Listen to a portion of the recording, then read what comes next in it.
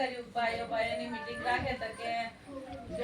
બહેનો છે બહેનોની મીટિંગ બેનને કેવું બહેનો કોઈ મીટિંગ ને આવતી નથી એટલે બધા ભાઈઓ નક્કી થઈને કે આપણે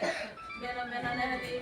નજીક વાળો હોય તો 15 છે કે 6-8 ભેગા થાય એવી રીતે મોડા બતાડી દે બધાને ખબર પડે કે બેન આ છે એમ અને કે તમે ઓળખો કે આપણું આ અહીં મગવાલું છે ના બેનો છે એમ ખબર પડે એટલા માટે કરીને જ આપણે આ મીટિંગ ગોઠવી પણ હવે પેલું કે એમ કરી આ તો વેવા વાળી વાત છે જરી કરતા મોડું થઈ જાય આપણે આવી રીતે અહીં તાલુકાની અંદર મોહનભાઈ છે અને જિલ્લામાં મારું છે રાધાબેન ભૂપેન્દ્રભાઈ એમ નામ લખેલું છે તમે બધા પંકજ સાહેબ ના નામ થી ઓળખો છો પણ કદાચ કોઈ નામ વાંચીને આલે તો પાછળ રાધાબેન ભૂપેન્દ્રસિંહ ચૌહાણ એવું લખેલું છે એટલે એ ખાસ ધ્યાન રાખવાનું અને એ ધ્યાન નહીં રાખો તો આપણે એની જરૂર નથી આપણે નિશાન જ યાદ રાખવાનું આ કમળ છે એની સામે જ આપણે વાદળી બટન દબાવવાનું છે લાલ બટન દબાવવાનું નથી આ મશીનમાં હમણાં બધા બતાડીને સેલ ઉતરી ગયેલા છે એટલે અવાજ આવતો નથી પણ આવી રીતે આપણું આ વાદળી બટન દબાવશો એટલે અવાજ થશે લે પેલું મમતાળિયા લે એ ભા તો ખાવું છે ને હે નાનું છે જો અમાર પેલી બેની જેવી છે હાલ લે એને પેલી અંદર તો આપણે 2 મત આપવાના આવશે તાલુકાનો અને જિલ્લાનો રૂમની અંદર 2 ઝૂંપડીઓ બનાવેલી હશે ઉભીરો 2 કરેલી હશે એટલે પહેલા આવું મેકેલું હોય ને એની જોડે ડબલા જેવું હતું પહેલાની ચૂંટણીમાં પણ આ વખતે એવું મશીન નથી જે કાપલી પડતે ને આપણે વોટ નાખીએ પછી સાઈડ પર આપણે આ નોમની કાપલી પડતું આ વખતે એવું ડબલું નથી ખાલી આવું જ છે એટલે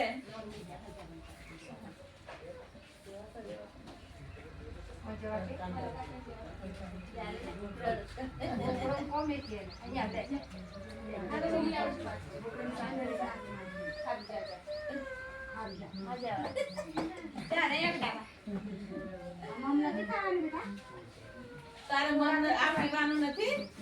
જાતી રાતે પછી પીવા કરે કે નહીં એટલે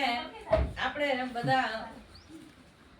તમે આવ્યો બધો તમને અનુભવી છો ને ઓળખો જ છો પણ કોઈ નવા આપણા છોરા છોરીઓ નવા જે પેલા વોટરો નોંધાયેલા છે હમણાં નવા એમને ખબર નહીં હોય તો આપણે બધાએ એમને એ શીખવવાનું છે કે આપણે આવી રીતે આપણા 2 મત નાખવાના છે 2 કુટીરમાં જવાનું અને 2 મત પડે પછી જ બહાર નીકળવાનું જો તમે એકમાં જીન મત નાખીને બહાર નીકળી ગયા તો પછી પાછા અંદર નહીં ભરાવાનું કેમ કે આપણે આગળ આપણે સહીને બતાડીને બધું આપણા નામનું બધું કન્ફર્મ કરી દઈએ ફરી પાછા જો અંદર ભરાય પછી પાછા તમે તે એક વખત આવી ગયેલા છો એટલે તમે આ પાછા બોગસ કરવા આવ્યા એમ કરીને ભરાવા નહીં દે પણ આપણે અંદર ભરાયા પછી આપણા તાલુકાનો વોટ પડે અને જિલ્લાનો વોટ પડે પછી જ આપણે મત કુટીરમાંથી ત્યાંથી મતદાન મથકમાંથી બહાર નીકળવાનું અને અગાવાલે કે ગમે તો આપણા આટલા વિસ્તારની અંદર જો કંઈ પણ તમારે કોઈ નાનું મોટું અગુવાલું આ તે બધે કી દેવાનું કે અમારે આવી રીતે સંબંધી રાધાબેન ઉભા રહેલા છે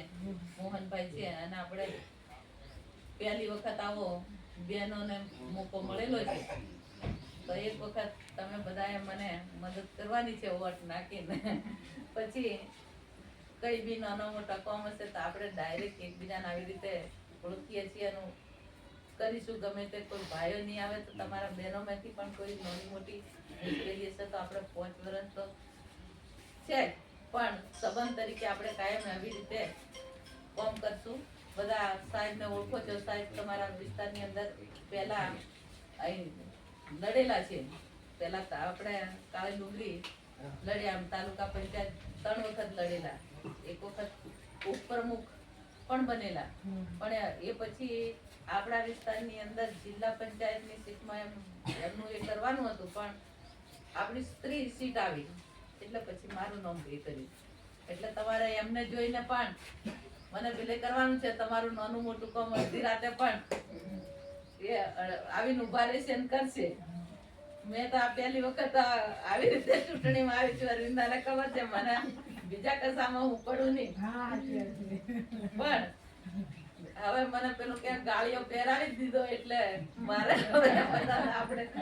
આવવાનું થયું. મેં કીધું તો આવું જ કરવાનું હોય તો મેં કીધું હું બહેનોને હતી મારે મળવું પડે એમ કરીને હું તમારી વચમાં આવી અને તમારો સમય પણ ખોટી કર્યો તે બદલ માફી માંગુ છું. અને બધા આ ભાઈઓ વડીલો આ છોકરાઓ ઊભા છે એમને પણ તમે થોડોક મારા માટે સમય કાઢીને ભાગે હોદરે મોકલી પણ જેમ બને એમ આપણે વધારે વોટ મળે એવું કરજો. બસ હવે વધારે કઈ એવું નથી. પણ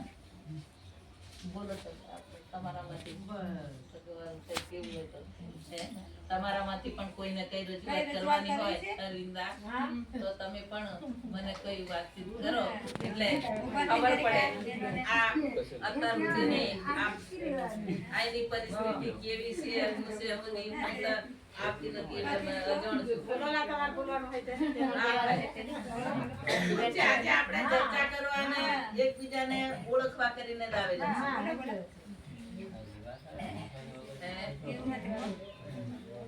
જસુ છે નહીં જસુ ને ઘેરથી કોણ હવે ઓળખાણ થયેલી છે. હવે માથી એમ કરીને આવજે હો પાછે. તમારે મને ની ઓળખો કઈ નહીં. જસુ તમારે ઘેર જ છે એટલે તમારે જસુ ને દોડાવી દેવાનું કશું ભાઈ. એક ફોન કરાવી દેશો તો પણ તમારી માં